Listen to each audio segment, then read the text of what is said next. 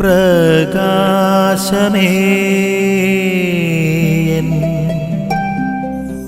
മിഴി തുറക്കുക വേഗം.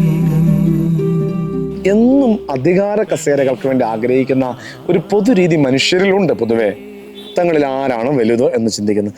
ഈ ചിന്ത കർത്താവിൻ്റെ ശിഷ്യ സമൂഹത്തിൽ കടന്നു വന്നപ്പോൾ ഈശോ മിശിഹ പറഞ്ഞു, നിങ്ങൾ ഏറ്റവും വലിയവനാകാൻ ആഗ്രഹിക്കുന്നവൻ എളിയവരെ പോലെ എല്ലാവരുടെ ശുശ്രൂഷകനായി തീരണമെന്നുള്ള ഒരു ഓർമ്മപ്പെടുത്തലാണ് വചനം നൽകുന്നത്. പ്രിയപ്പെട്ടവരെ, ജീവിതത്തിൽ ഏറ്റവും വലിയവരായി തീരണമെങ്കിൽ എളിമയോടുകൂടി ദൈവസന്നിധിയിലായിരിക്കാനുള്ള കൃപ നമുക്കുണ്ടാകണം.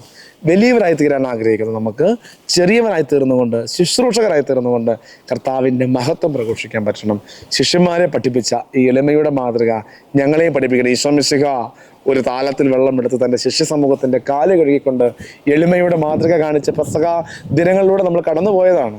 ഈ എളിമയുടെ വഴിത്താരകളിലായിരിക്കുവാനുള്ള കൃപ ഞങ്ങൾക്ക് നൽകണമേ എന്ന് നമുക്ക് ആത്മാർത്ഥമായി പ്രാർത്ഥിക്കാം.